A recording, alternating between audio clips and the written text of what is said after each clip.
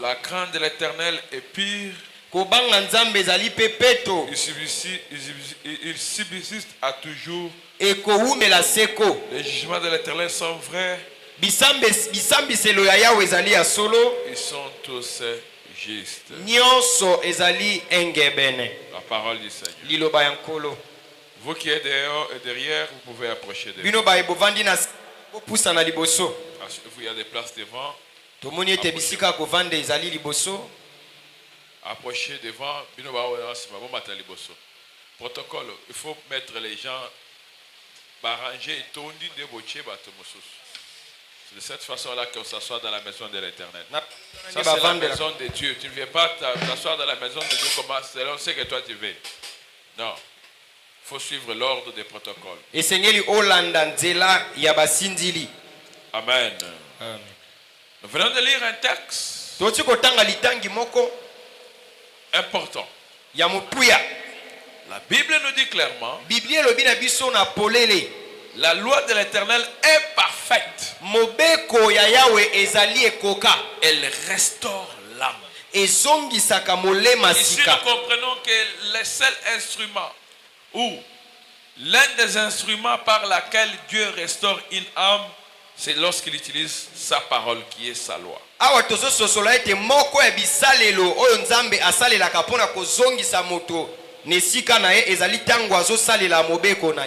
Et la Bible dit le témoignage de l'Éternel est véritable.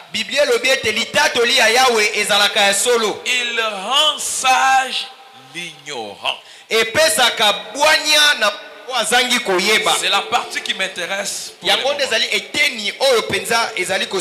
témoignage de l'Éternel est véritable. Il rend sage l'ignorant. Amen. Alléluia. Alléluia. Si Dieu permet qu'il y ait des révélations, des témoins, des messages révélés au milieu de nous, c'est pour rendre ceux qui sont ignorants sages. La Bible dit le peuple de l'Éternel est détruit parce qu'il lui manque la connaissance. Et quand on n'a pas la connaissance, on est ignorant. C'est pourquoi Dieu a mis à notre disposition les témoignages. Et j'ai toujours dit que j'ai béni le Seigneur, ni t'étais les témoignages, nous autres, si on devait être en enfer.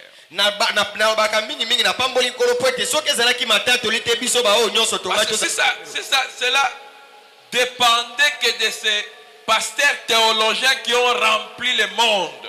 Ces pasteurs qui ont introduit des choses horribles dans la maison de l'Éternel. On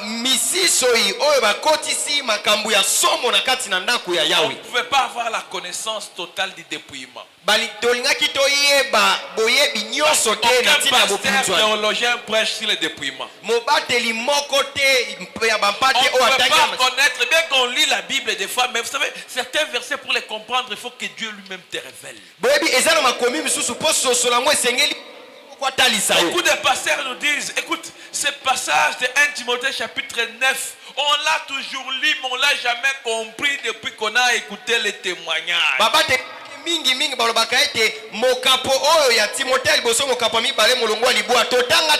que le témoignage rend sage l'ignorant.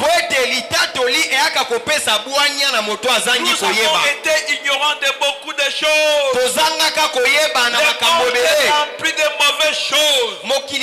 C'est la première fois où j'ai suivi les témoignages d'Angelina Zambruno. J'étais choqué d'entendre que les papes sont en affaire. Et la liste de beaucoup de gens sont en affaire. À néo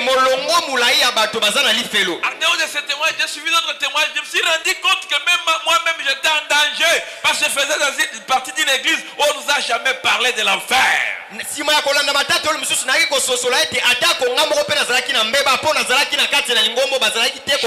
c'est le cas de beaucoup de personnes. Nous on a pensé que l'église.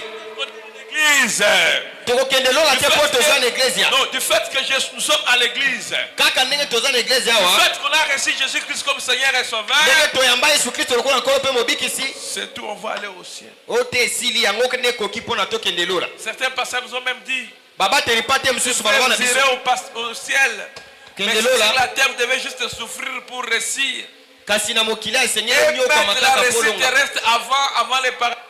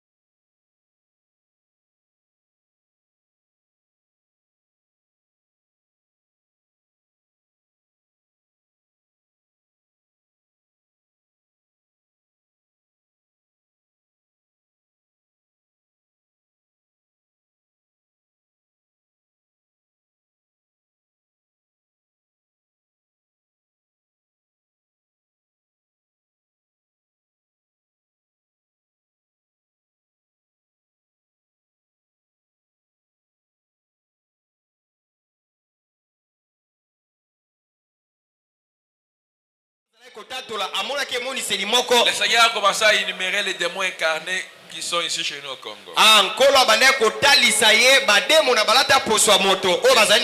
Les hommes célèbres, voire même certains pasteurs. J'ai vu un nom d'un pasteur, je me suis dit,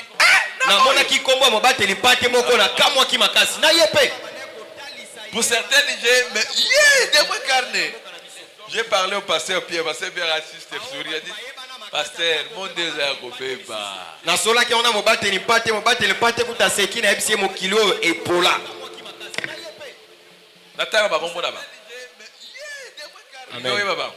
Amen. Il faut y aller en offrande à bien après une retangela. Amen. Amen. Et surtout un pasteur. Ça va autant l'église là. Ceux qui n'attendent comme on est au Ganga, je te garantis. Amen. Te mokiliza. Te photographe nanzangu. Ce qui osali aventure na vie na yo. Frère, mutoko yokolo mawaza te okuta na lifero parce que les gens sont cruels. Le diable a surabondé ce monde avec des démons qui sont à son service pour égarer tous ceux-là qui devaient avoir part dans un enlèvement et dans la fête des noces.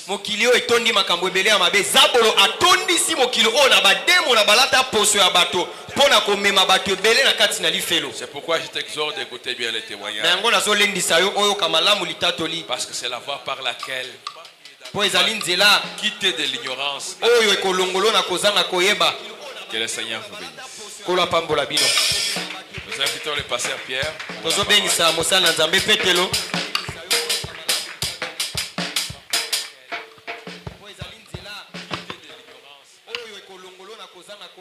Alléluia. Alléluia.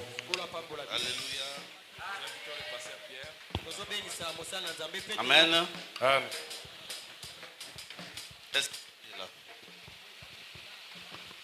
Est-ce que tu es là? Tu es là? Depuis que nous avons commencé, tu es là? Amen.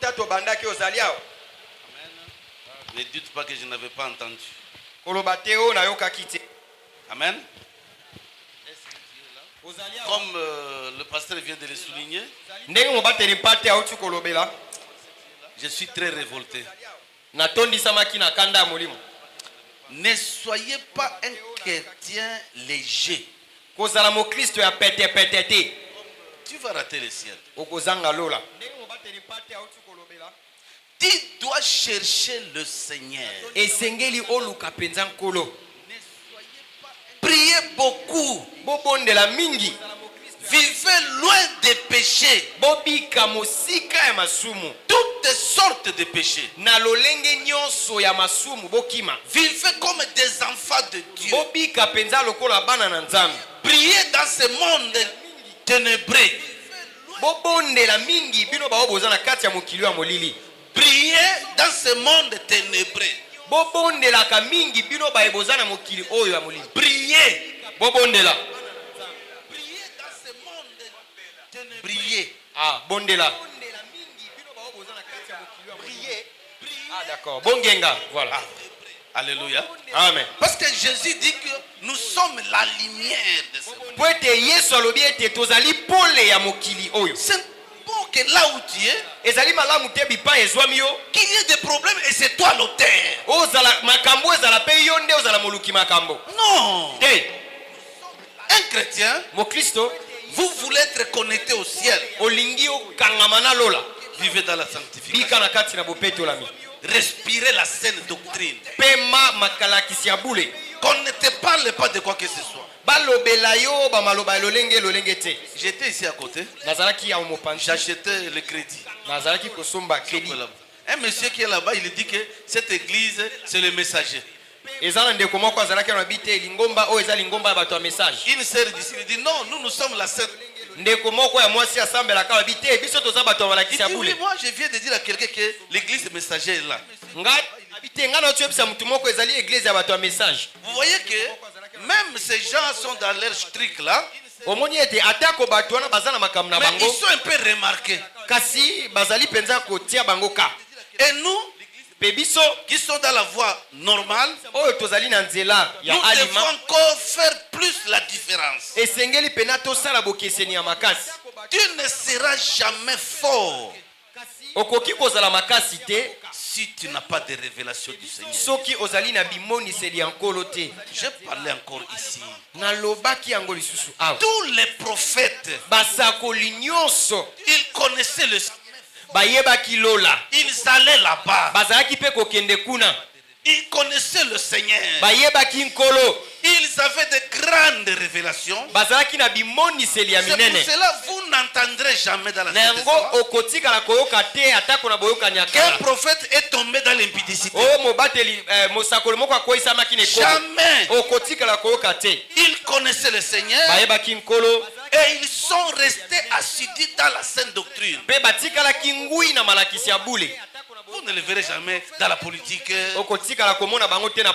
dans des choses. Ils savaient une chose. Nous sommes des étrangers ici. Nous devons aller chez nous. Même tous les apôtres, tous connaissaient le ciel. Vous voyez le martyr Étienne, on le tue. Nous devons aller chez nous. Même tous les apôtres, tous connaissaient le ciel. Vous voyez le martyr Étienne, on le tue. Nous devons aller chez nous. Même tous les apôtres, tous connaissaient le ciel. Vous voyez le martyr. Garde mon âme. Tu comprends ça? C'est-à-dire, il savait que ici ce n'est pas chez nous. Pierre, quelque part, il dit ceci. Je sais que je vais bientôt quitter ce monde. Comme le Seigneur me l'a dit. C'est-à-dire nos frères là, ils savaient que le moment de mon départ arrive. Ils ne mourraient pas comme des oiseaux qui tombent seulement comme ça. C'est seulement le Seigneur qui donne le coup de sifflet de leur départ. Ce n'est pas comme aujourd'hui. Les enfants de Dieu, les chrétiens, Satan te dit ceci. Un marabout du quartier, un sorcier de la famille qui décide quelque chose sur toi. Et cela arrive. Nous sommes loin de Dieu. Nous devons chercher le Seigneur. Alléluia. Vous savez, moi j'ai fait presque 2 mois. On a voulu me tuer. Et ils ont dit ceci. Nous ne savons pas comment tuer ces pierres ici. Nous avons déjà fait toutes les manœuvres, mais ils n'arrivent pas à mourir. Mais nous voulons les laisser invalides. Invalides.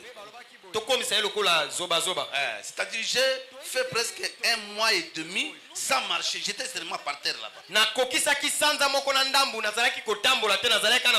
Pour manger, madame devait me faire manger. Même me faire vêtir. Même le téléphone, c'est elle qui prend, elle met ça aux oreilles pour que je parle. À la toilette, même chose. Laver, c'est la même chose. Pendant ce temps, je travaillais, je suis allé à l'hôpital. Parce que c'était l'ordre du travail. J'arrive là-bas, on fait tous les examens, on ne voit rien. Alors, le médecin, il dit, on va t'amener au centre des handicapés pour chercher une béquille pour toi.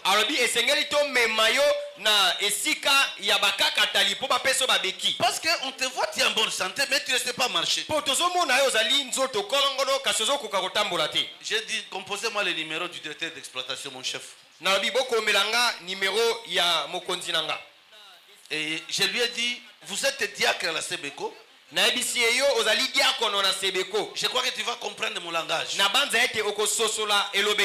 je rentre à la maison. Je suis venu à l'hôpital à cause de vous, c'est l'ordre du travail. Je rentre à la maison. On va prier. Et je me tiendrai debout. Et je suis rentré à la maison. Une maman prophétesse est arrivée là-bas. Il me dit, Pierre, Dieu a déjà dit de quitter cette maison. J'ai dit oui. Le Seigneur m'avait dit. Mais je n'avais pas d'argent. Je vais aller où? Le Seigneur dit, Pierre, quittez cette maison. Je n'avais pas encore la foi que j'ai aujourd'hui. Sinon, j'allais fermer tous mes objets et aller même au rond-point, je reste là. J'attends l'ordre du Seigneur. Maintenant, écoutez ma pensée. J'ai dit, bon, comme le Seigneur me dit, il va envoyer l'argent, j'attends ici.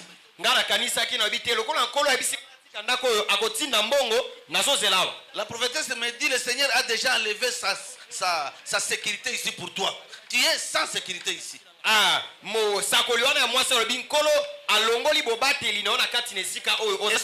Et c'est pourquoi on t'a eu. J'ai quitté là-bas. Un grand frère était arrivé là-bas, il m'a amené chez lui pour commencer à prier là-bas. J'ai fait 1 mois et demi, presque 2 mois. Sans marcher, on priait seulement. Et je ne dormais pas. Il n'y avait pas de sommeil. Vous savez, même dormir, c'est le Seigneur qui donne. Et après 1 mois et demi, presque 2 mois, sima ya sanza moko na ndambu pene pene ya basanza mibale. Je me suis tenu debout sur mes deux pieds. Na telemi na makolo nanga mibale. Quand on a entendu ça, tango bayokaki yango à la parcelle où on était, na lopango biso tozali kovanda, parce que j'avais déjà beaucoup de barbes et de cheveux, je me suis dit je ne peux pas me coiffer tant que je suis dans cette po na situation. tondi samaki na mandefu na basuki ebele na lobaki na kokata suki te mandefu pete soki na telemi te. L'information est arrivée là-bas que le mari de Acha se tient debout, il est guéri. Ah, tango na komi kuna nde mobali ya Asha telemi pe abikisami. Et dans la parcelle où on était, on a chassé ma femme. Na lopango oyo tozalaki liboso kovanda babengani mwasi nanga. Et je suis vivant. Et je suis vivant. Pe lelo nazali na bomoi. On ne peut pas tuer un chrétien. Bakoki te koboma mo Kristo. Même le diable a peur de nous. Atako zabolo abangaka biso. Je vous dis, Nazoyebisa bino. soyez des enfants de Dieu. Bozala penza bana na Nzambe. Aimez le Seigneur. Bolinga nkolo. Et marchez selon sa parole. Pe botambola kolandisa liloba na ye. Alléluia. Alléluia. Alléluia. Il ne faut pas accepter n'importe quoi dans la vie. Bondima bindima ndima te na bomoi na C'est bino. la volonté de Dieu. Ote eza mokano C'est na Dieu qui a Nzambe. voulu ça. Nzambe nde mtalingi Qui vous koma. dit que Dieu a voulu la situation que tu traverses? Nani yango ebiso keza kaka Nzambe nde mutu alingi makambo zokutana nango ekomela yo. Ah, que Dieu nous aide. Nzamba sunga biso. Nous sommes en train de parler ici de la révélation du Seigneur. Awa tozolobela na tina emoniseli ya nkolo. J'ai commencé à parler des hybrides hier. Na bandaki kolobela basanga na lobi. Aujourd'hui, je vais travailler comment ils viennent dans ce monde. Lelo na kolobela lolenge bayaka na mokili oyo. Tu dois marcher avec beau. Donc, tu dois marcher avec le Seigneur Esengeli otambola na nkolo dans ce monde. na kati na mokili oyo. Si tu ne veux pas, c'est ton problème. Tu regretteras. Soko lingi te wana eza likambo na yo okolela. Alléluia. Vous savez, si le Seigneur vous illumine, Oyebi soki nkolo angengisi yo, le diable ne peut plus jouer avec toi. zabolo akoki kosaka na lisusu na yo te. Parce que tu as beaucoup d'informations sur lui Po oyebi makambo ebele na tina na ye. et il ne peut plus te tromper facilement. Akoki lisusu kokosa yo kaka boye na petete. Le pasteur vient de parler de ce verset-là d'Osée. Mobateli mpate auti kolobela na tina ya mokanda ya Oze. Mon peuple périt faute de connaissance. Libota na ngeza liko kufa pona kozanga koyeba. Il y a beaucoup de choses qu'on ne connaît pas. Ezali na makambo ebele oyo toyebi te. Et c'est parce qu'on ne prie pas. Eza nde po tobondelaka On te. n'invoque pas le Seigneur. Tobelelaka nkolo te. Invoque-moi Belelanga et je vous répondrai. pe na koyandola yo. Je vous ferai voir des choses. Na kolakiso Des makambo. choses difficiles Makambo ya que pasi. tu ne connais pas. Oyo nano oyebi te. Et quand j'ai compris tous ces combats contre ma personne, Tango na monaki bitumba wana nyonso ezalaki koyelanga. j'ai pris l'option de chercher le Seigneur. Nazwaki mokano ya koluka nkolo. Alléluia. Et ça reste comme ça. Etikali bongo. Et c'est pour cela que je me sens très fort. Na yango nazoyoka pena naza makasi. Parce que je connais le Seigneur. Po na yebi nkolo. Et nous devons marcher comme ça. Esengeli totambola bongo. Alléluia. C'est difficile que le Seigneur, le diable se joue de ceux-là qui ont la connaissance. Ezali pasi zabolo asakana na bato bazana boyebi. Nous ne sommes pas seuls dans ce monde. Tozalaka biso moko te na kati ya mokili oyo. Le marché que vous voyez là-bas central, Bawenze wana ya minene oyo bomonaka. tous les marchés presque, Bawenze nyonso il y a pene. des créatures, vous ne comprendrez pas. Ezali na bikelamu oyo bino boyebaka te. Quand on vous voit, quand on vous dit réfugiez-vous en Christ, Tango bayebisaka bino boya kobombama kobata mepai na parce Kristo. que si tu n'es pas en lui, Po ete soki ozali na kati ya tu Kristo n'es pas en te. sécurité. Ozangi ebombamelo. Tu n'es pas en sécurité. Ozali ya kobombama te. Tu n'es pas en sécurité. Vous Ozali ya kobombama te. savez, le diable, Oyebi zabolo il est en train de positionner ses enfants, azali pena kotinda bana na ye.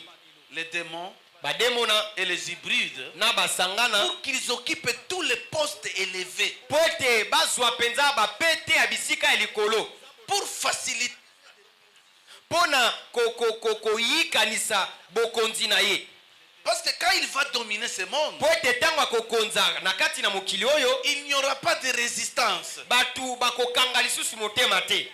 Si le chef ou le président ou des secrétaires généraux acceptent, Po ete soki bakonzi bato minene oyo baza na bapete ya likolo bandimi, vous les bas peuples, vous allez faire quoi? bino balikiliki bokosala Vous ne nini? pouvez rien faire. Boza na eloko kosala te. Alléluia.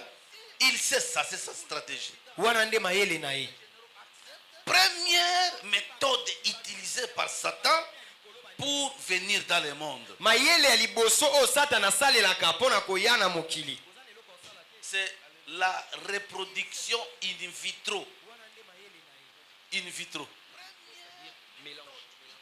In vitro, c'est une reproduction, c'est-à-dire on prend la semence de l'homme et la femme, on met ça dans des machines.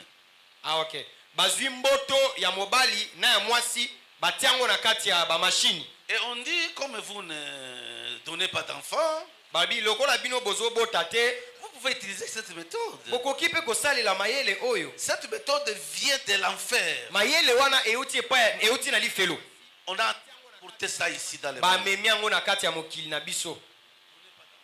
Et qu'est-ce qu'on fait? Basalaka ndenge nini? On prélève la semence de l'homme Bazwi mboto ya mobali et de la femme. na ya mwasi. On met ça dans des machines. Batiango na kati ya ba machine. Et vous croyez que vous aurez votre enfant. Yo zokanisa okobota mwana okozwa mwana na yo. Et dans cette méthode-là, Nzoka na esaleli wana on choisit même la couleur des yeux. baponaka kutu na langi ya miso. On choisit comment les doigts doivent être. Yo moko okopona ndenge misapi na ye kozala. On choisit le menton. Donc il y a beaucoup de choses, n'importe quoi. Yo moko okopona ndenge mbanga ekozala, okopona makambo ebele ndenge okolinga. Quel pot tu veux, Olingi azala poso nini, n'importe quoi. bisala sala. Et qu'est-ce qui se fait Nini esalemaka? quand on amène les vraies semences là-bas? Tango bamemi bamboto ya solo kuna, Les démons prennent les bonnes semences.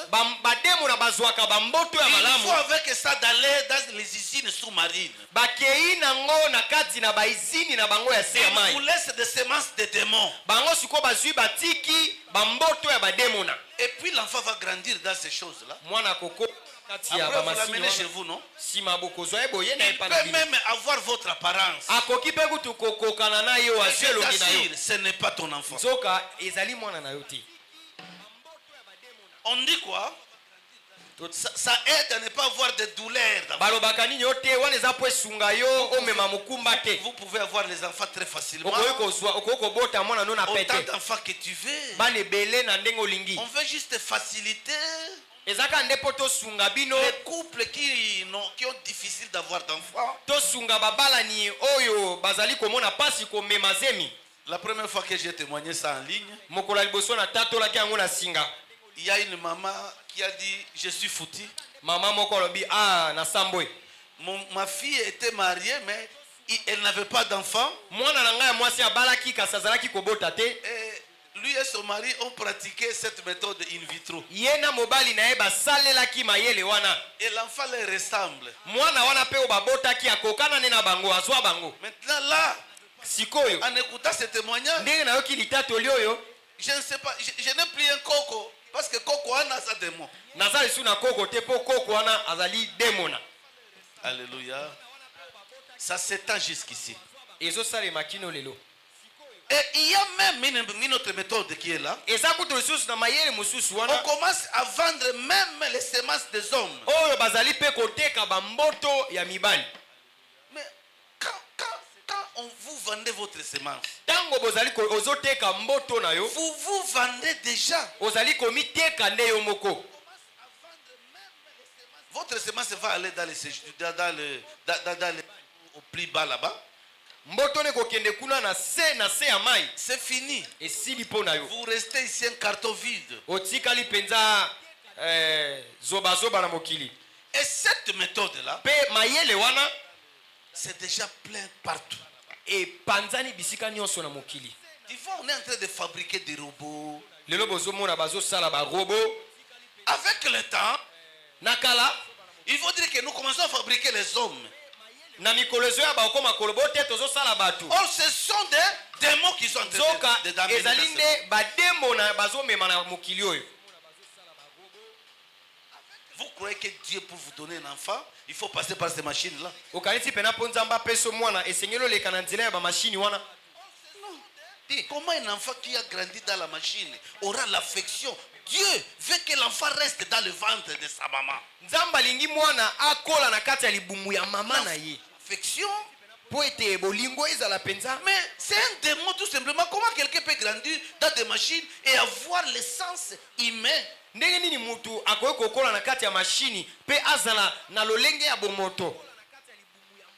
Le monde n'est plus ce qu'il était. Ça, c'est la première méthode. Et en Europe surtout, c'est fini, les démons sont nombreux déjà.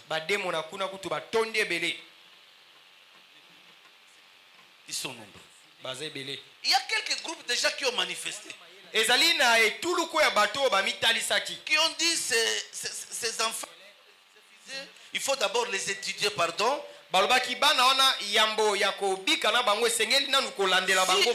Si ils ont les sensations, les comportements, la conduite d'un humain.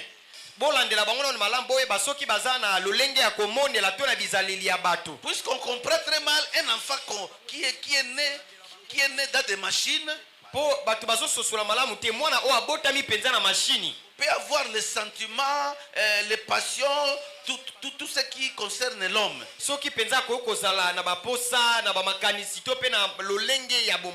Mais ce groupe a été réprimandé. Vous ne pouvez rien faire.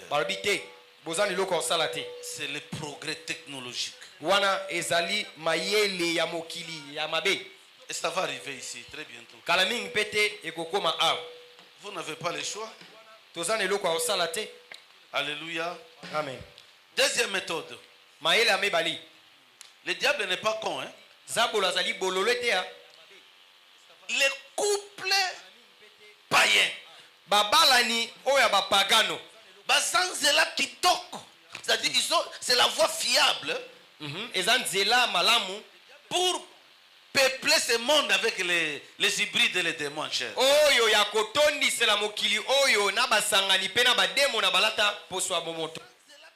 On va t'étudier. Parce que tous les païens, leurs esprits sont là-bas au séjour des morts. Le diable connaît tous les païens.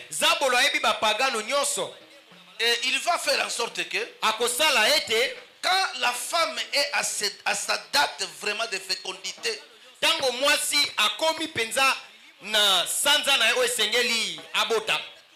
et il est marié ou non, on peut exciter un homme qui viendra avec lui. Et pendant qu'ils font l'acte sexuel, on va prendre le fœtus qui vient de l'autre côté pour le mettre dans le ventre de la matrice.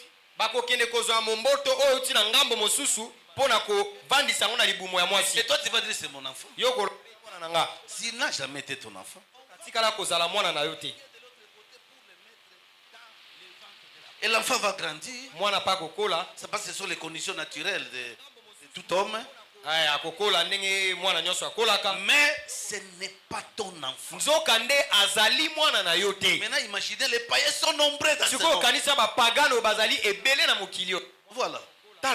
C'est pourquoi il y a certaines familles, des enfants qui n'écoutent pas. Ce n'est pas ton enfant. Parce que tu ne connais pas. Tu n'as pas la révélation. Toi, tu sais que non, c'est mon enfant. Regarde bien, pasteur.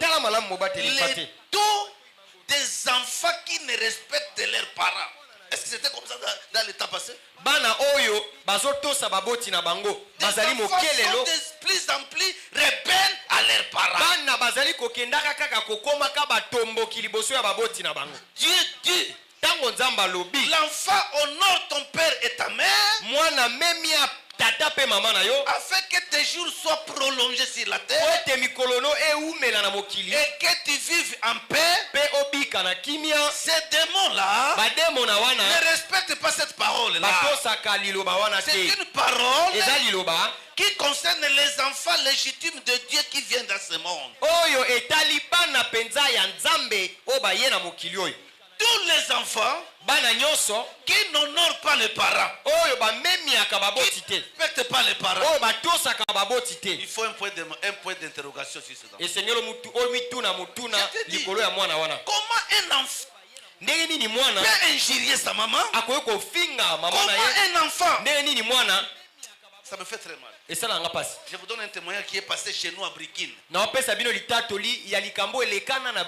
Une maman, elle était restée veuve. Et son fils et ses 2 filles. Ce garçon-là, un jeune comme ça de 14, 15, 16. Allez voir les marabouts pour avoir de l'argent. Et on lui a dit ceci: tu dois coucher avec ta maman. Et tu dois tuer ta maman. Tu auras tout. Est-ce qu'un enfant de Dieu, laissons d'abord la foi en Christ, un homme normal, un enfant normal peut faire ça? Mais qu'est-ce qui s'est passé? L'enfant a amené les produits pour la sa maman. Elle a couché avec sa maman. Et puis, il a mis ça derrière la tête de sa maman. Sa maman est morte.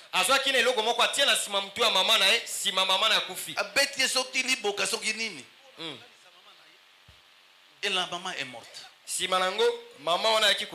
Si tu connaissais que l'enfant pourrait te tuer. Vous voyez? La Bible dit ceci: les enfants sont une bénédiction de Dieu. Dieu ne peut pas envoyer un enfant pour te tuer. Non.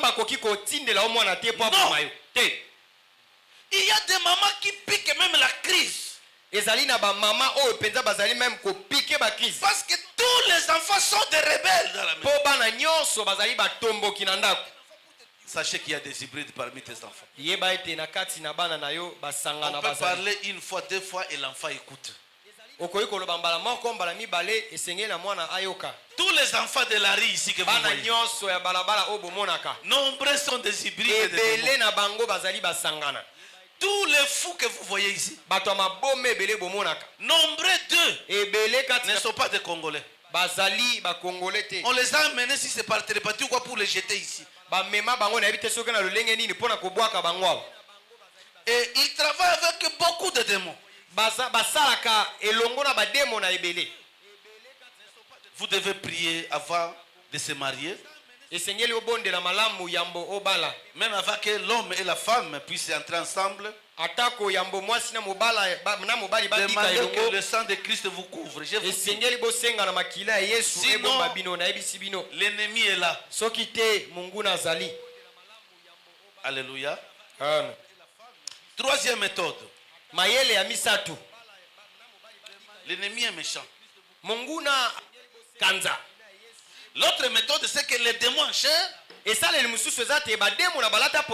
quitter là-bas chez eux. Ils viennent ici, ils prennent la chair et ils vivent ici parmi nous. L'autre méthode, c'est que les démons en chair, ils peuvent encore disparaître. Comme je vous ai parlé le cas du pasteur qui a disparu. C'est pour cela que je donne un conseil aux parents. Si un enfant ne vous écoute pas, vous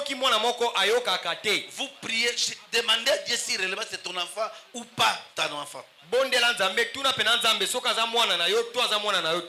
à un moment donné, mon garçon là,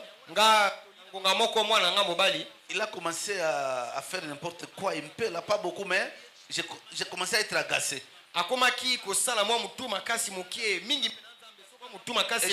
je lui ai dit, si Jésus ne m'avait pas montré toi avant que tu viennes, j'allais dire que tu es un démon. Et j'allais te chasser. Parce que moi, tous mes enfants, avant qu'ils soient nés, le Seigneur me les montrait déjà. C'est pour cela que je suis rassuré. J'étais sur le point à koloba ale longwa na kunanga kende koluka tata na yo. Alléluia. Amen. Les démons font des navigations. Ils quittent l'enfer, ils viennent ici. Bademona bazali ko uta lifelo pe bazoya awa na mokili. Et les femmes, les sirènes, même chose.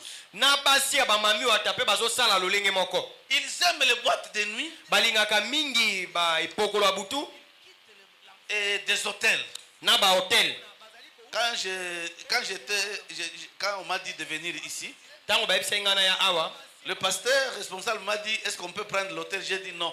Mobateli mpata ebisinga toko ko zulu hotel na luité. Je vais rester en permanence dans notre église. Et les ebongi malamu na tikala na kati ya kikuku ya iglesia. Je vais rester ici, je ne vais pas Isekena l'hôtel. tikala awa na boy ko kende hotel. Satan est en train de me chercher. Satan nazo lukanga Je ne veux pas. na lingite. Alors, ces démons, Bongo bademo na ils ont wana beaucoup d'argent, ils habitent de belles maisons. ba vanda kapena bandaku ya kitoko. Parfois, ils sont seuls. Tango misusu bazala kaka bango moko Ils ne travaillent pas, basala kate mais ils ont beaucoup d'argent. kasi bazala mbongo ebele. Et ils sont prioritaires.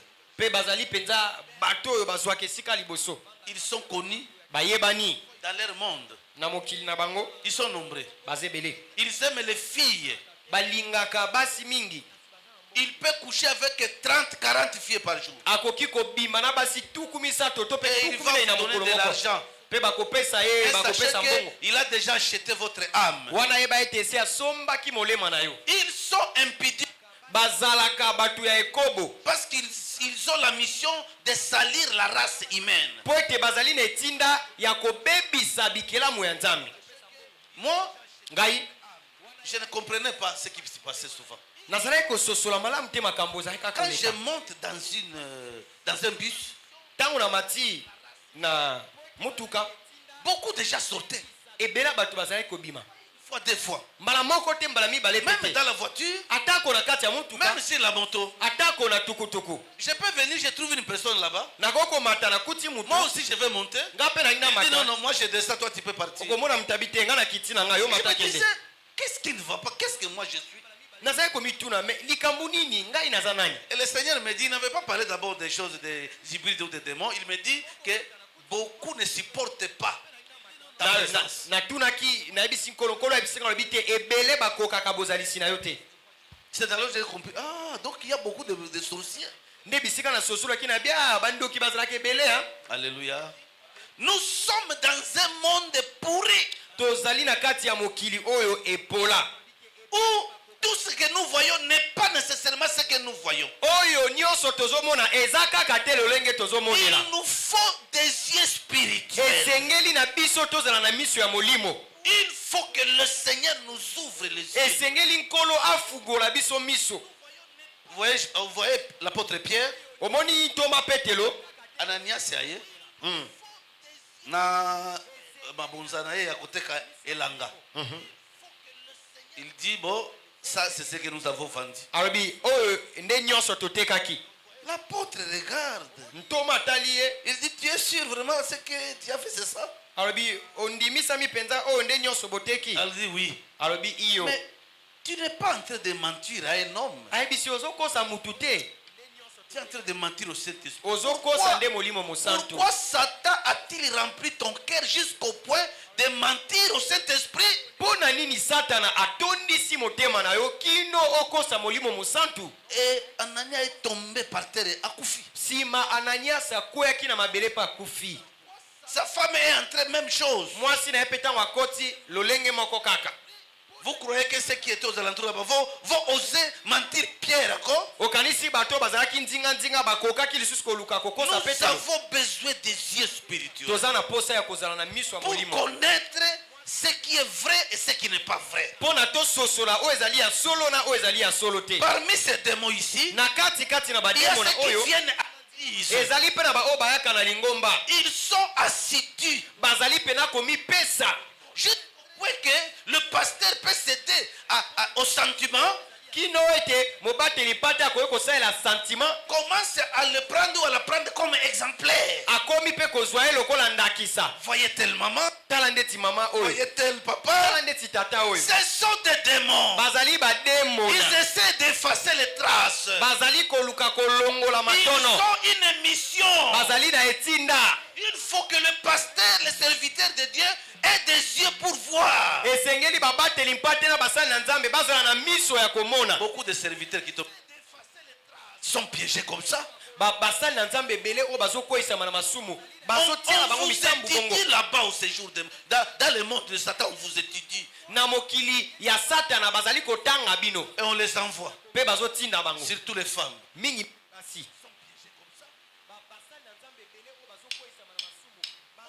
Elle est toujours à temps à l'église.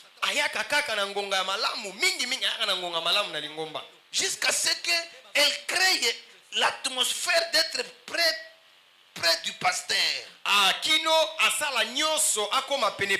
elle veut même aller à la maison du pasteur pour faire tous les travaux et commencer à faire des présents pour gagner l'approbation du pasteur. Les pasteurs doivent faire attention. Toute personne qui veut entrer dans ton cercle, Dieu pour connaître son état d'âme. Même si nous chantons tous, nous ne sommes pas fans de Dieu. Moi je me méfie de ce monde. Même si tu prêches comme ça, même si tu fais des miracles, même si tu fais descendre le feu du ciel, ça c'est pour toi. Je ne peux pas être influencé par le temps. Alléluia. Amen. Oh non, les autres font comme ça. Ne copiez pas les autres. Marchez comme Dieu t'a appelé. Paul reste Paul. Pierre reste Pierre. Étienne reste Étienne. Ne copie pas. Reste tel que Dieu t'a appelé. Il t'a appelé. C'est celui qui justifie. Alléluia. Amen. Ils viennent ici, physiquement. L'autre méthode.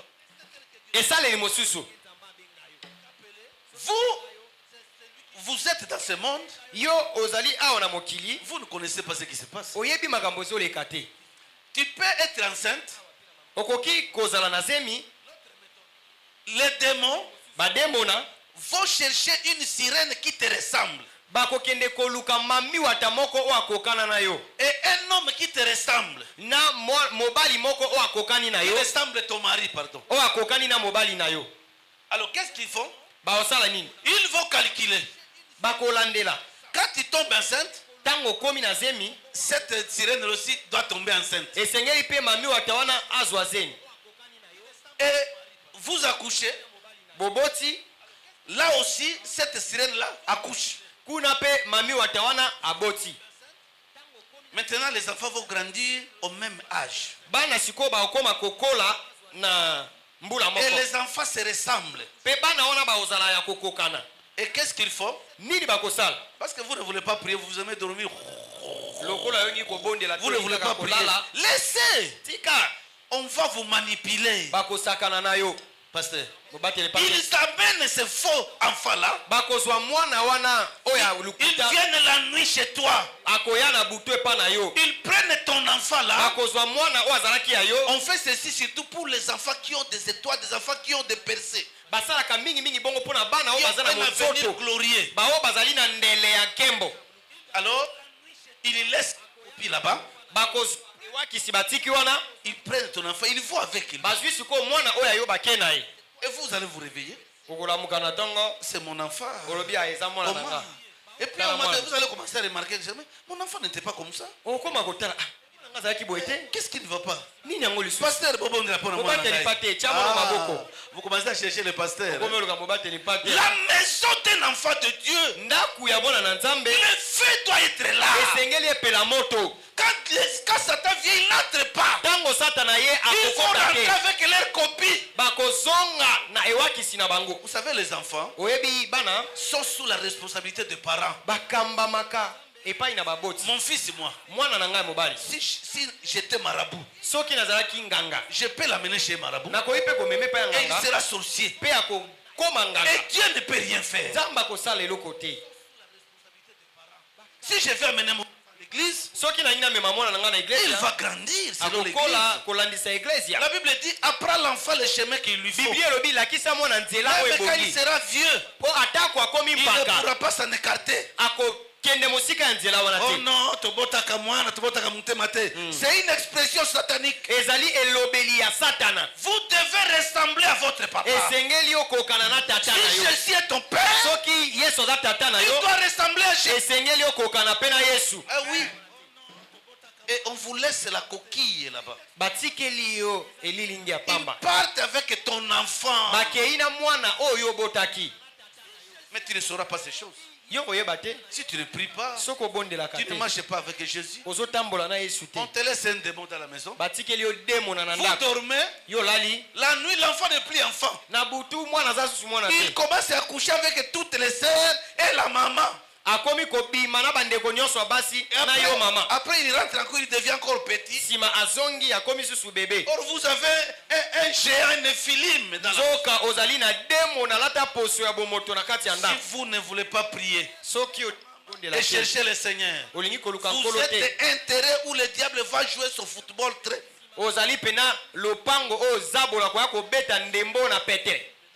Alléluia. Alléluia. Il y a beaucoup de choses à parler. Et ces méthodes qu'elle utilise réussissent à 100% si vous n'êtes pas chrétien.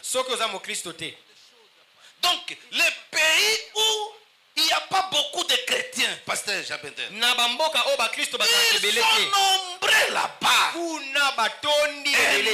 Chine, les pays musulmans là-bas, qui va les intimider? Qui va les intimider? Mais nous, quand nous prions, je vous dis, il y a beaucoup de choses qui changent. C'est pourquoi le Congo, surtout RDC, les démons, Satan a un problème sérieux avec nous. Ceux qui sont envoyés en mission échouent toujours.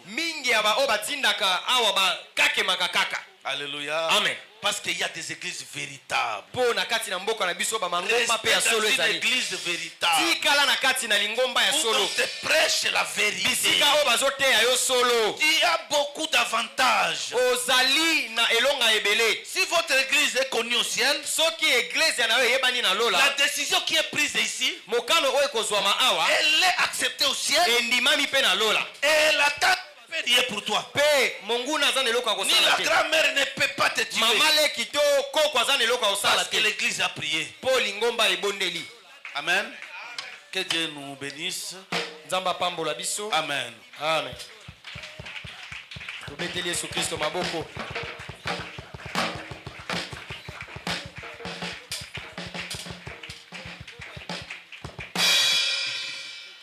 Amen. Amen. Makambo zasoma.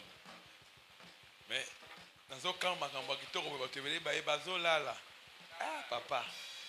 Olungwe benzanda kupoya kolala wa mama. Liboso ya écran otala ka football olala kate. Théâtre biso zakabo. Surtout ce qu'on la film ya bato bazanga bilamba. Tala ndengo zala. Mais awa tala ndengo zolala. Une église na makelele yozo baloba makambo o ya mutuya mozolala nayo. Vraiment. Amen. Amen. C'est chaud.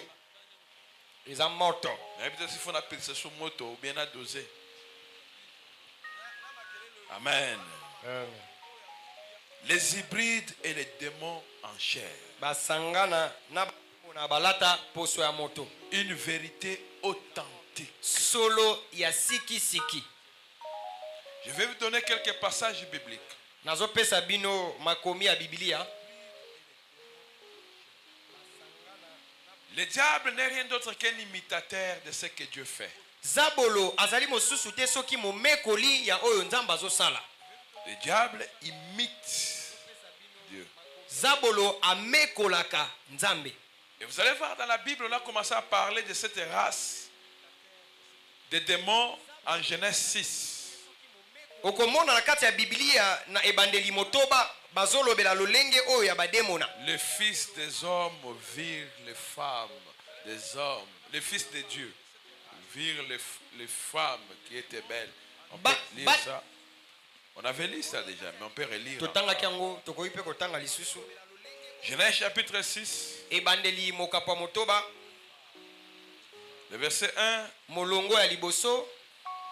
Jusqu'à 2. Kino. Lorsque les hommes y commençaient à se multiplier sur la face de la terre, et que des filles leur firent nées, les fils de Dieu virent que les filles des hommes étaient belles, et ils en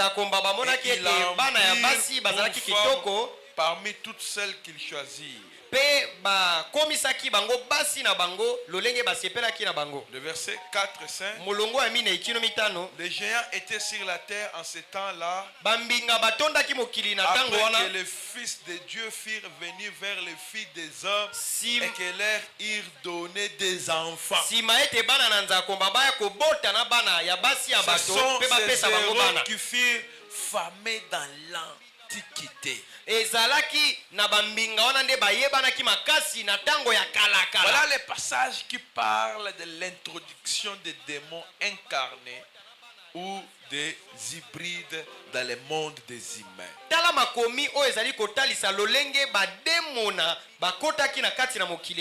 Vous devez comprendre qu'un démon n'est rien d'autre qu'un esprit vivant qui a une destination, le feu éternel. Écoutez-moi très bien. Le diable, lorsqu'il a été chassé au ciel, il a été précipité avec un grand nombre des anges. Et ces anges, du fait qu'ils ont été chassés du ciel, ensemble avec les démons, comme la Bible dit dans Apocalypse 12, 12, 12. Ces anges chassés sont devenus des anges de chi. Automatiquement, ils ont cessé à être des saints anges, ils sont devenus des démons. Parce qu'un démon n'est rien d'autre que l'opposite. Un ange de chi qui est un démon n'est rien d'autre que le contraire d'un ange saint qui vit avec le Seigneur.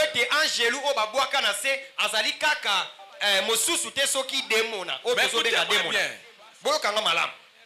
Tous les anges de chi sont des démons. Ils sont démons. Pourquoi? Parce qu'ils ont perdu la nature qu'ils avaient été créés. Parce que les anges sont des esprits au service de Dieu. Mais ces esprits sont porteurs de la sainteté de Dieu. Mais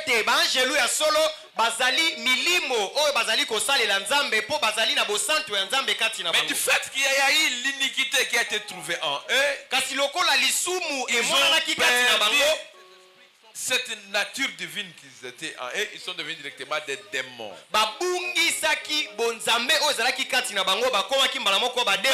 écoutez, tous les anges de chi sont des démons. Mais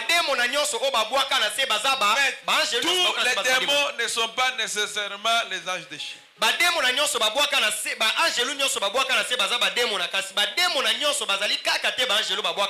Syllogisme pour ceux qui ont fait la philosophie. Tous les anges de chi sont des démons. Mais tous les démons ne sont pas nécessairement les anges de chi. Comment? Il y a des démons qui sont juste qu'une cohabitation entre l'homme et un esprit. Il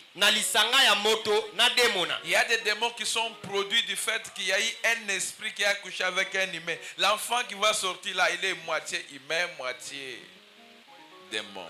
ezali na bademona oyo babotamaki ntango molimo mabe esangani na moto mwana wana oyo bakobota akozala na ndambu ya demona na ndambu ya moto. Mais il n'est pas un ange de Chine. Kasi azali angelu oyo babwakaka na sete. Alors, comme les démons sont des esprits, kasi lokola bademona pe baza milimo pour venir habiter dans le monde des humains, oyo bayaka pe kobika na mokili pour habiter dans le monde des humains, pona kobika na mokili ya batu ils ont besoin du corps. baza na posa ya nzoto. Parce que le corps, po ete nzoto c'est ce qui nous permet de vivre dans le monde des humains. nde ezosunga biso na kati ya Pour mokili ya batu. avoir le corps, pona kozwa nzoto il faut le prendre chez un humain. esengeli ozwa nzoto na nzela ya moto.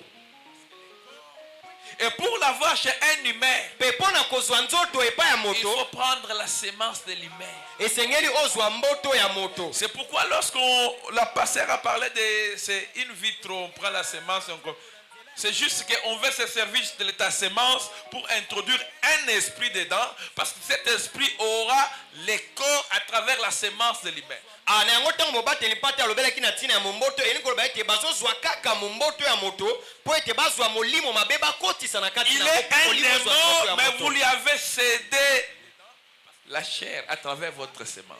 azali na ye demona kasi bino bopesi ye nzoto na nzela ya momboto na yo. C'est pourquoi il dit clairement que ma pratique, voilà. Ici au Congo, vous ne connaissez pas ça. Ceux qui nous suivent à l'internet en Europe connaissent in vitro. J'ai même entendu quelqu'un m'appeler papa, mon mari, on n'a pas des enfants, maintenant nous voulons. Je ne connaissais même pas ces choses. Je lui dis vraiment, moi je ne vais pas participer à ça. La science ne sera jamais au-dessus de la parole de Dieu. Dieu, l'unique voie qu'il a prévu pour que les enfants naissent, c'est que l'homme et la femme se couplent les deux enfants. C'est satanique. nzela ya solo oyo abongisa mpona bato babotama na mokili ezali kaka soki mwasi basangani na mobali oyo nyonso bosalaka eza ya satana. Les sont faibles, la semence de l'homme est faible. L'ovaire n'arrive pas à mieux maîtriser, c'est pourquoi on doit forcer. Na yango sengeli tosala na mwa makasi. Dans la Bible, il y a des femmes stériles qui ont prié, Dieu leur a donné les enfants. Qui a mis les trompes dans le ventre d'une femme? Qui a mis tout ce qui se trouve dans le corps d'un homme? Mais comment on doit aider Dieu à chercher à forcer parce qu'il n'arrive pas à concevoir? C'est pourquoi il faut te cotiser. Pona nini kotindika nzambe na makasi ote lokola zobota te to meka kosala boye bakokotisa yo bademona pour avoir des enfants qui vont venir nous troubler nous ici. Pona kotindela biso bana o bakoya ko pesa biso bulu eki na mokili. Les couples de païens. Babalani ya bapagano. Il faut savoir que tous les païens, tous ceux-là qui n'ont jamais crié au Seigneur Jésus-Christ, et Seigneur boye bati bapagano nyonso o bandimela Yesu Kristo te sont des fils de Satan. Bazali bana ya Satana. Et même toutes certaines personnes qui partent à l'église, qui viennent même à l'église mais qui ne vit pas la vie de Jésus, ils appartiennent au diable. Pas de naître. Comme certains pensent que non, ils sont chrétiens, ils sont païens, non, les katikati ne sont pas. Soit tu es un enfant de Dieu, soit tu es un enfant du diable. Je fais ce que les gens me regardent et me disent, mais pasteur, parce que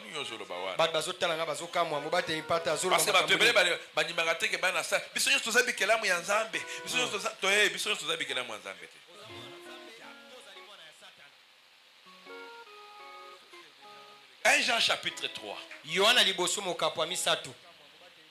Le verset 7 à 10. Projetez-moi ce texte. Parce que les gens discutent les choses qu'ils ne maîtrisent pas. 1 Jean chapitre 3, le verset 7 à 10. Petit enfant, que personne ne vous séduise. Celui qui pratique la justice est juste. Comme lui-même est juste. 9. Celui qui pêche est du diable. Car le diable pêche dès le commencement. Le Fils de Dieu est paru afin de détruire les œuvres du diable. Quiconque est né de Dieu péché. Parce que la semence de Dieu demeure en lui. Il ne peut pécher parce qu'il est né de Dieu.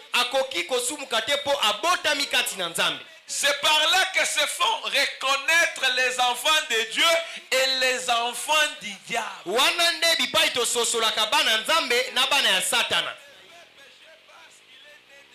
On comprend que la Satan bazali. Bible. Les enfants du diable. Diable a aussi ses enfants ici sur la terre et dans nos églises. On va les reconnaître comment?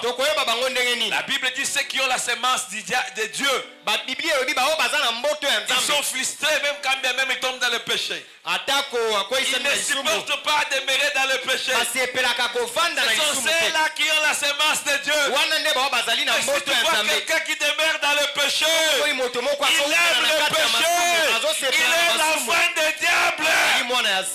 C'est ce que la Bible dit. C'est par là que se font reconnaître les enfants de Dieu et les enfants du diable. Ce que la pose au mutuna. Yoza mwana nani? Okoye sangate yoza mwana nzambe po une église te. Okoye soko za mwana nzambe en conformité na oyo tangi. Est-ce que la semence de Dieu qui est en toi, tango sumukaka, oyo rapasi na motema, naza mwana nzambe, pourquoi je fais Seigneur ba? Mais on a mutu mususu asali masumé, alors se justifier par exemple no mulongo makasi. Azangu tabisala mabe. Mwana Satan. C'est là où se fait connaître Bananzambe na Bana Satan. Bana Satan, il aime la vie du péché. Bangulu na potopoto. Amen.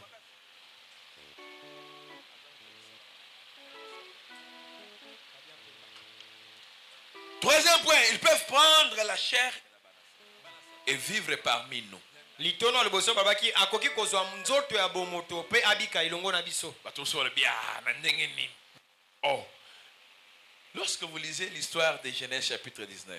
Tango tangi lisolo na ebandeli mokapo ya zomi na libwa. Là on nous parle de l'histoire de Lot. Kuna bazolo de la lisolo ya Loti. Des anges sont venus. Ba angelu mi bale bayaki. Bayaki na forme ligne.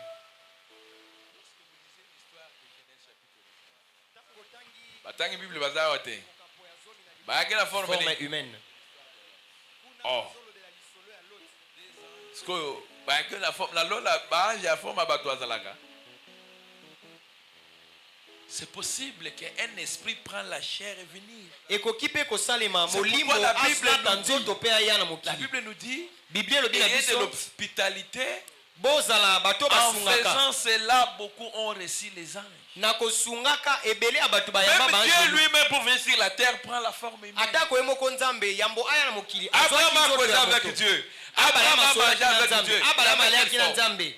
Alata zaki na lolenge nini? C'est la même chose que le diable aussi fait. Il a imité.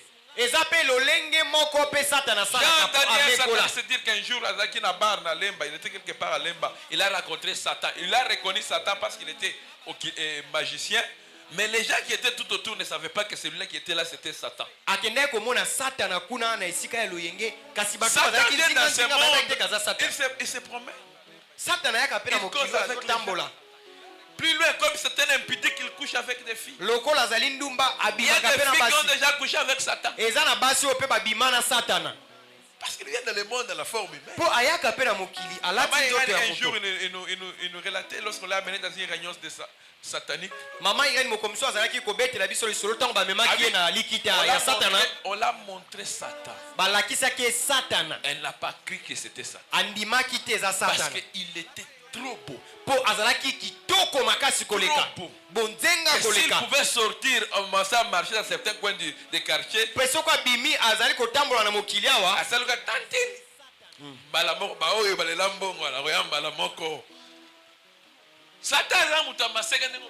oui, bon, quand il veut prendre la forme des démons, quand il vient sur la terre des hommes, il prend la chair. Nous avons beaucoup de démons qui déambulent de gauche à droite.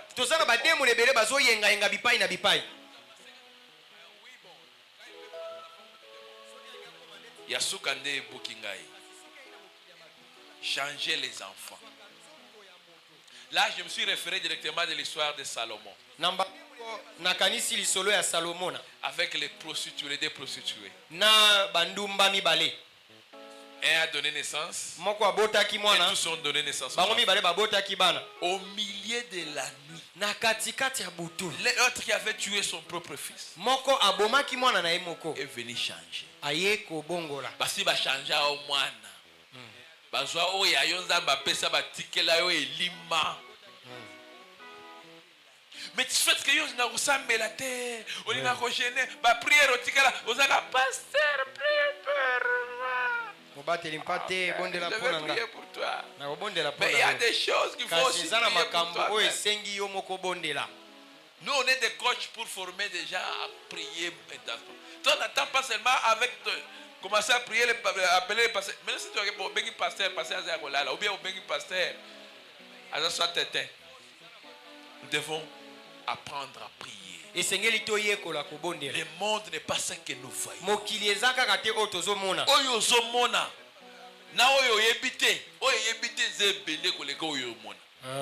Frère, avant de te marier, pose à Dieu des questions. Ne te fie pas à l'apparence. Ce n'est pas pour rien que la Bible a dit la grâce est trompeuse. La beauté est vaine.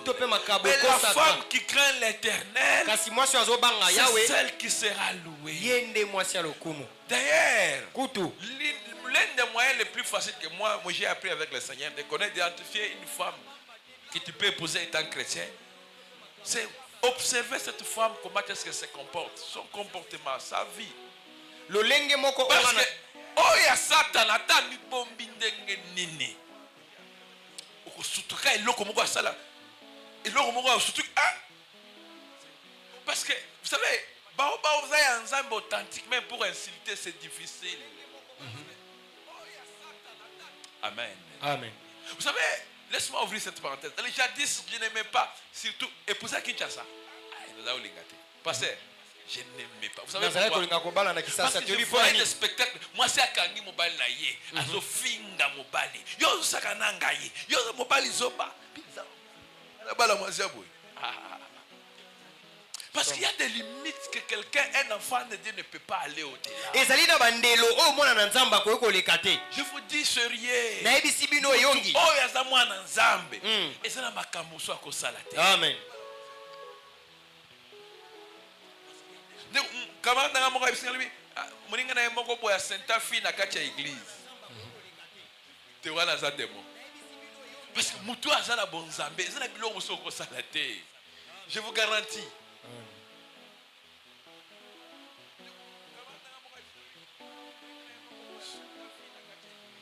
Ba démon en chair parce que na ba famille ebele oyo benga ndeko na wana za démon en chair. Le diable c'était l'une des plans. Le diable avait déjà planifié parce que lui il anticipe déjà des siècles. Satan Il faut dans chaque famille qu'il y ait des sorciers, qu'il y ait des démons en chair. Et surtout, un appel ministériel. Bien. Dans ce planning du monde des ténèbres, c'est prévu que surtout à sainte doctrine. Baba la femme incarnée, les démons en chair. Parce qu'avec ces femmes, elles ne pourront pas servir Dieu d'une façon authentique. J'ai lu l'histoire de John Wesley. Après une révélation d'une sataniste disait que la femme de John Wesley fit un démon en chair.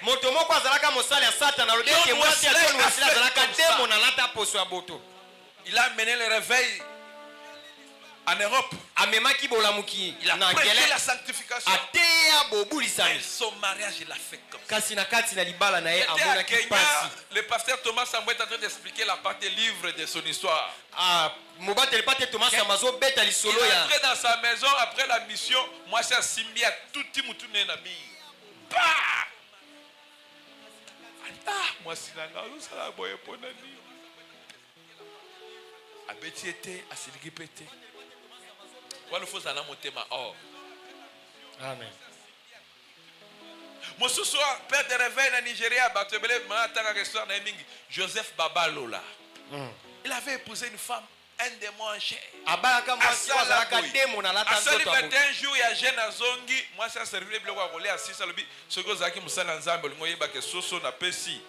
Na Otugo Yibayam. Azongi les sur retraite. Pourquoi? Parce que dans mon moment Robala, le Seigneur lui avait dit d'épouser une femme qui était fille-mère.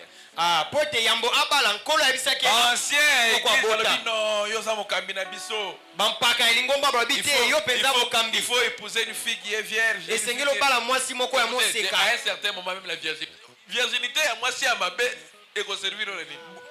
Parce que la femme ne demeurera pas vierge éternellement. C'est bon, on encourage ça. Mais beaucoup plus les caractères. Si tu as l'appel, soki obengama biso musutu yako mikuta bonzambe nda sala biso ngolo ngana ebate na kwa mutei na ebate ngana bando kalisa na kozala businessman tout ça tout ça bato zamba lokuta na nzela bi non c'était pas ça, toi tu étais appelé à ça. Et c'est là que j'ai commencé à prier, voilà ndina kome ko bondela. Et vous savez ce que j'ai fait? Je suis dans la paix parce que celui que j'ai épousé, ensemble on marche dans la même direction. Oyebi lelo nazane sengo po motu mwasi ona bala elongo tozo tambola nzela moko. Keba oko bala ndoki. Vine we ko beba. Non seulement basi mibali pe abandoki baze bele. Amen. Bancho. Bakadia. Non seulement bancho, ba démon incarné. Ba démon na balata poso ya bomoto. Ce sont des choses réelles. C'est une vérité. On dit c'est une vérité. Écoutez, moi j'ai toujours dit aux gens ceci. Ne pas croire, ça ne changera pas une vérité de rester vérité. Les juifs, certains, les pharisiens n'ont pas cru que Jésus était le Messie. Cela n'a pas changé que Jésus était le Messie. Ne pas croire à une vérité ne dira pas que cette vérité reste vérité. Amen. Oh papa ngana za convaincu te. Oh ngana zo ndimela ngo penza te. E bon biso tote yango po yo. Ce que za convaincu gloire. Ce que po za convaincu te gloire Seigneur. Biso musala biso za ko yebisa yo. Soki okondima. So okondima te. Yo moko nde okoyebisa ko okende. Vraiment. La finalité za kaka. Baba boya kondima ka Yesu azanzambe. Finalité ezali parce que les felo ah tu Yesu zokazaki nzambe abeti so masolo ya papa Wembao azo regretter. Ce n'est pas trop tard. Et s'il peut a été une vérité n'a pas besoin d'être justifiée. Solo ezali na tina te akoyé maintenant. Prie encore peut-être dans les prochains jours. Mais pour nous, on a validé ça que c'est une vérité. On connaît qu'il y a des démons en chair, même au milieu des hommes. Maman Irène a fait ça. Lobby, j'ai tout un cahier. N'attends que les vidéos va comme vous. N'habitez. Tanga papa. Tu n'attends qu'à 5. Au moins, le pasteur ou Azaka kuna na nani wana. What? Ouais, c'est un autre côté kuna. Amen. Amen. Et s'il est ici. Au barakasho. Bible lobi makambo bakola ibisa bino na lito ibote yango na toile. Au bangate. Nzambo wala kiseka yeba iteki fo bato bayeba. Na koloba yango. Boya kotuna ngana ko ibisa bino. Amen. Amen. Amen. Mais faut y aller offrande. Ah. Ok, nous sommes arrivés à la fin. Dis au Seigneur, aide-moi à ne pas tomber dans les pièges des démons. Protège ma sémence. Protège ma sémence. Et protège ma progéniture. Dans le nom de Jésus, prions. Seigneur, nous te prions. Nous savons que nous sommes dans un monde dangereux, rempli de démons en chair et des hybrides. Préserve-nous du malin. Protège-nous et nos progénitures. Dans le nom puissant de Jésus. Nous avons ainsi prié. Amen. Nous passons directement aux offrandes.